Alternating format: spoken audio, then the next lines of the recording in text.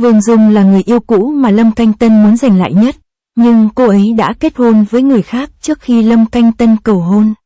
Mặc dù Lâm Canh Tân được mọi người công nhận là đứa con hoang đàng, giống như anh họ Wang Xikong được đồn thổi trên mạng, anh chỉ yêu chứ không kết hôn.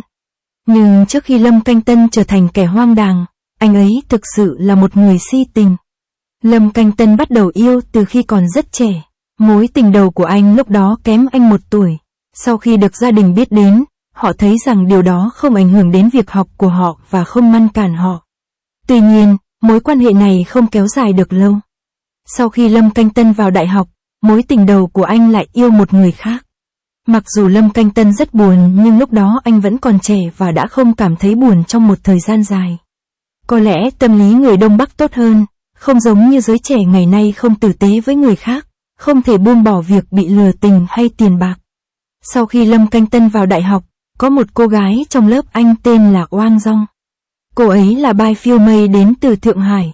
Mặc dù ngoại hình của anh ấy không đặc biệt nổi bật trong lớp nhưng anh ấy vẫn là một tài năng hạng nhất. Hơn nữa, cô gái này có gia cảnh tốt, gia đình luôn ôm cô trong tay. Điều này cũng khiến Vương Dung trông khá thanh lịch và tự tin. Loại tự tin này là thứ mà Lâm Canh Tân lúc đó không có, cho nên Lâm Canh Tân luôn có ấn tượng tốt với Vương Dung, nhưng Lâm Canh Tân lại luôn giữ mối quan hệ này trong lòng. Sự chênh lệch về hoàn cảnh gia đình đã khiến Lâm Canh Tân không thể bước một bước xa hơn tầm với của mình. Khi Wang Dong nhìn thấy Lâm Canh Tân, cô cũng cảm thấy yêu ngay từ cái nhìn đầu tiên, bởi vì lúc đó Lâm Canh Tân rất đẹp trai, ngay cả giám thị ở trường đại học của anh cũng nhận anh vì anh nhìn thấy vẻ ngoài đẹp trai của Lâm Canh Tân. Hai người có ấn tượng tốt về nhau, nhưng Lâm Canh Tân lại không dám cử động.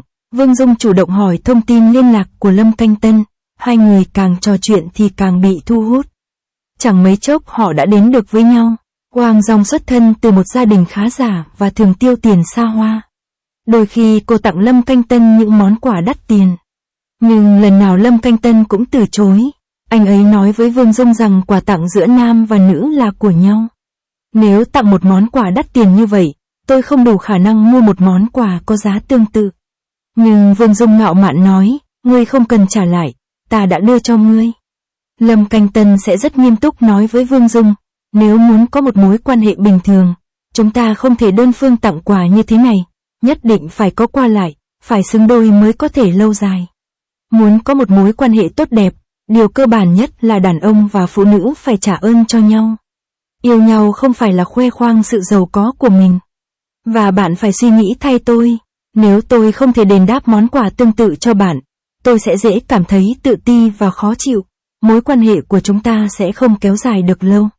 Nếu chúng ta muốn yêu nhau thì cũng như một cặp đôi bình thường thôi. Vương Dung rất hiểu ý nghĩ của Lâm Canh Tân sau khi hai người quen nhau. Họ cũng chưa bao giờ đưa ra yêu cầu quá đáng nào đối với Lâm Canh Tân khi đi chơi, thậm chí còn chọn những địa điểm cách Thượng Hải không xa, và dành phần lớn thời gian ở trường bên trong. Vương Dung không phải lo lắng về cơm ăn áo mặc ở trường, gia đình đã sắp xếp cho tương lai của cô. Lâm Canh Tân không có may mắn như Wang Dong khi còn học đại học, anh phải ra ngoài tìm việc làm bán thời gian để kiếm tiền. May mắn thay, lúc đó Lâm Canh Tân có sức mạnh và vẻ ngoài ưa nhìn nên anh dần trở nên nổi tiếng. Khi Vương Dung thấy Lâm Canh Tân gặp khó khăn khi quay phim, cô ấy sẽ xách hành lý và thuê một căn nhà gần địa điểm quay phim của Lâm Canh Tân để cùng Lâm Canh Tân quay phim. Hai người đã yêu nhau được vài năm và mối quan hệ của họ vẫn rất tốt đẹp cho đến sau khi tốt nghiệp. Khi đó, bố mẹ hai bên cảm thấy yêu nhau 3-4 năm thì nên cho nhau một lời giải thích. Bây giờ bố mẹ hai bên đã yêu nhau và có con sớm hơn. Chưa già lắm, thà giúp việc chăm sóc con sớm hơn sẽ tốt hơn nên bố mẹ hai bên hẹn gặp nhau ở Thượng Hải. Khi đó, bố mẹ Wang Dong rất hài lòng với Lâm Canh Tân. Họ đã nói chuyện với bố mẹ Lâm Canh Tân và nói rằng cả hai bên nên trả tiền để hai người mua một căn nhà ở Thượng Hải. Căn nhà vốn dĩ sẽ có tên hai đứa trẻ, phần chia do gia đình Lâm Canh Tân đóng góp coi như lễ vật đính hôn, cứ theo tục lệ của quê hương Lâm Canh Tân, trước tiên là dùng nó làm quà đính hôn. Dùng nó để mua nhà. Lâm Canh Tân rất biết ơn Wang Dong. Anh biết rằng lý do khiến bên kia có sự nhượng bộ như vậy chắc chắn là do Wang Dong đã thảo luận với bố mẹ anh. Vốn dĩ hai người sẽ kết hôn là điều chắc chắn, nhưng không ngờ, công việc của Lâm Canh Tân vào thời điểm này lại gặp trục trặc. Khi đó Lâm Canh Tân không tìm được vai diễn hay trong thời đường, anh luôn bị mắc kẹt giữa nam thứ hai và thứ ba. Bởi vì lúc đó, ngoài Hồ Ca, nam diễn viên được công ty yêu ái chính là Giang Cẩm Phúc và Lâm Phàm. Cần Xin được xếp hạng rất thấp. Để có được sự phát triển tốt hơn, Lâm Canh Tân quyết định rời Tang Rần để tìm kiếm cơ hội việc làm mới. Nhưng công ty đã đưa ra bộ phim truyền hình mà anh đã ký hợp đồng đóng vai chính và nói rằng anh đã vi phạm hợp đồng và yêu cầu anh phải bồi thường. Lâm Canh Tân bận rộn đến mức không có thời gian chăm sóc đám cưới vốn đã nằm trong chương trình nghị sự. Anh ấy đã nói với Vương Dung vài lần, đợi thêm chút nữa, khi sự nghiệp của tôi ổn định chúng ta sẽ kết hôn. Bây giờ tôi rất khó chịu và bối rối.